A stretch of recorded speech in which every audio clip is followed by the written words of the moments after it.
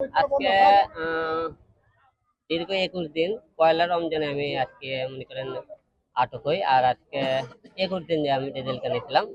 আর আজকে জামিন পেলাম, জামিন পেয়েছিলাম আমি গত এক সপ্তাহ আগে। কিন্তু কোনো কারণে আমাকে আরো এক সপ্তাহ বেশি রাখা হয়েছিল। আমি জানি না কেন রাখা হয়েছিল। আমি জামিন পেয়েছিলাম গত বুধবারে। আর আজকে মনে করি বুধবারে আবার মানে আরেকটা মামলা। আমি যেদিন জামিন থেকে বের হবো সেই দিন আরেকটা মামলা ঢোকে, আমি যেদিন বের হবো। এটা এখন প্রতিহিংসার কারণেই মনে করেন মামলাটা হলো, না কি কারণে তাও জানি না। আর আপনারা সবাই জানেন সামনে তো আমি বগুড়া উপনির্বাচন করার একটা ঘোষণা দিয়েছিলাম।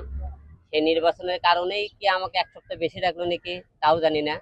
কারণ মনে করেন আমি যদি আরেকটা এক সপ্তাহ আগে বাড়াতে পারতাম তাহলে হয়তো মনে করেন নির্বাচনে যাতে। আর সবচেয়ে বড় কথা আপনারা সবাই জানেন, আমি যে মামলায় প্রথমে ধরা পড়েছিলাম যে আমার নামে একটা ধর্ষণ মামলা দিয়ে দেওয়া হয়েছিল।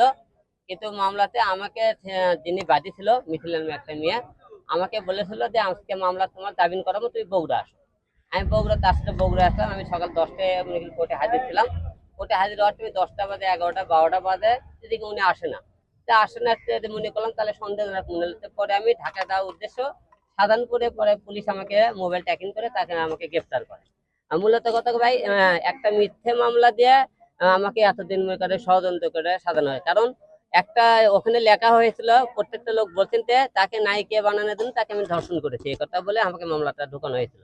এখন প্রশ্ন হলো কি, ওই মেয়ে পরিপ্রেক্ষিত নায়িকা ছিল কিনা আপনি ভালো করে খবর নিয়ে দেখবেন। এর সাথে আপনি সবাই জানেন আমার সাথে রিয়ামণি সম্পর্ক, এই মামলাটা প্রকৃত করায় রিয়ামণি মিথিলা নামে মেয়েটাকে যে মামলাটা করালে যখন দেখছে মিথিলা দেখছে, যখন মিডিয়ার সামনে মিথিলা কিন্তু রিয়ামণি নিয়ে আসছে, নিয়ে ষড়যন্ত্র করে যখন রিয়ামণি যখন দেখতেছে তখন আমার জীবন থেকে চলে গেল, তখন মিথিলাকে আমার জীবনে লেগে দিল যে যাতে আমাকে মনে করেন মামলা দিয়ে এবং প্রতিহিংসা মূলক করে এই এতদিন রাখলো। তাছাড়া আপনারা দেখেন আজ পর্যন্ত এতগুলো মেয়ের সাথে কাছে তো কোনো মেয়ে কিন্তু বলতে পারেনি যে আমার নামে একটা বদনাম।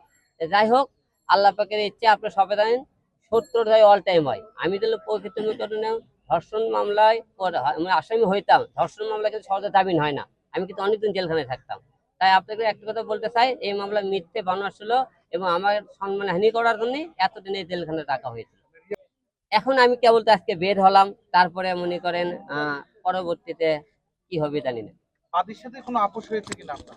না, বাদীর সাথে কোনো আপোষ হয়নি। কারণ বাদীর সাথে আপোষ করার প্রশ্নই ওঠে। কারণ বাদীর সাথে এই জন্য আপোষ করিনি, এই মামলার বাদীর সাথে আমরা চ্যালেঞ্জ করছিলাম আমি, যে এই মামলায় আমি যদি প্রকৃত আসামি হই তাহলে তুমি আমাকে এর মধ্যে আটকে রাখতে পারো।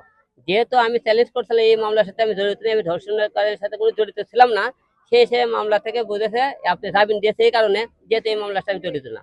সেই হিসেবে আমি আশা রাখি বাদীর সাথে কোনো আপোষ হওয়ার কোনো প্রশ্নই নাই, আমরা মামলা চালিয়ে যাব। অবশ্যই যেহেতু মামলা যেহেতু মিথ্যা, আমি এত জেল খাটাতে কারণ আমার, এবং এই মামলার সাথে যেহেতু আমি জড়িত না, যে এবং আমার জীবনে সবচেয়ে বড় একটা কলঙ্ক দিয়েছে যে তাকে আমি নায়িকা বানানোর কথাকে দর্শন করেছি, এটা সবচেয়ে আমার জন্য সবচেয়ে বড় কলঙ্ক দিয়েছে আমার জীবনে। অবশ্যই এটা প্রমাণ করতে হবে ও কবে তাকে আমি নায়িকা বানানোর জন্য আমরা অফিসে গিয়েছে, কবে তাকে নায়িকা বানানোর প্রস্তাব দিয়েছি, এই সমস্ত মিডিয়ার সামনে তুলে ধরতে হবে। যদি এই সমস্ত তুলে না ধরতে পারে অবশ্যই তার বিরুদ্ধে আমি অ্যাকশন নেব। জেলখানার পরিবেশ এর আগে আমি 2019-এ ছিলাম, 19-এ, এখন আগের থেকে পরিবেশ অনেক ভালো। তবে এর মধ্যে 52% লোক মিথ্যে মামলা জড়িত।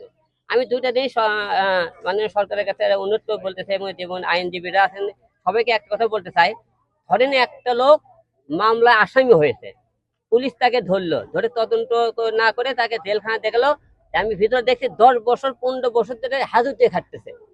একটা লোক দেখেন হাজতে 10 বছর ধরে কেন হাজতে কাটবে? একটা মামলাতে পুলিশ ধরছে, ধরার পরে তাকে কি করবে? পুলিশ তদন্ত দিবে, 1 মাস 2 মাসের মধ্যে মামলাটা যাতে তদন্ত দেওয়া হয়, সে আসামি ধরা হয়, তাকে যেন শাস্তি দেওয়া হয়। 10 বছর সে মনে করেন সে হাজতে খাটার পরে, সে পরে যখন মামলা শুনানি হলো, তাকে আরো 10 বছর সাজা দিল।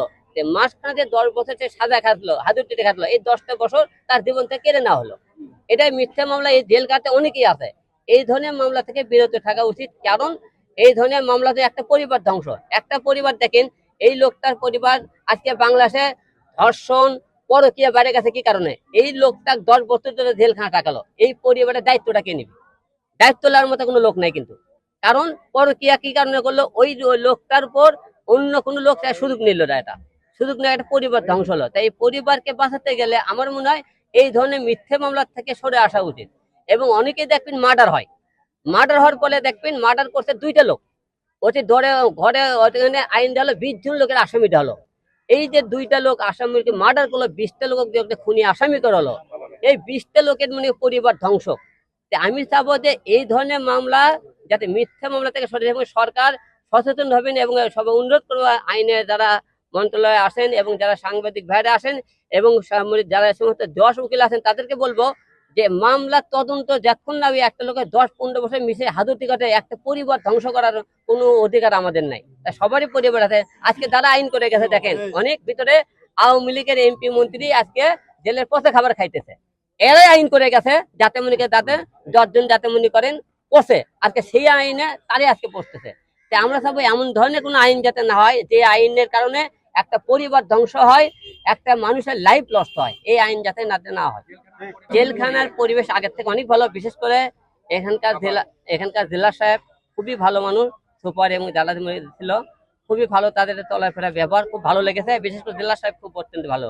এবং আমি এখানে দেখেছি, এখানে আমার সাথে ছিল দেখেন যে আমি যে ছেলে ছিলাম আপনার পাপিয়া তো জানি, পাপিয়ার মানে হাজবেন্ড সুমন উনি আছে, তারপরে কমিশনার আছে, এবং নাহলে যে রাজশাহীর এমপি ইনামুল হক আছে, এবং এখানে ওসি প্রদীপ ছিল, তাদের সাথে সবার সাথে আমি দেখা হয়েছে এখানে। যাই হোক, বড় বড় লোকে অনেকের সাথে ছিল।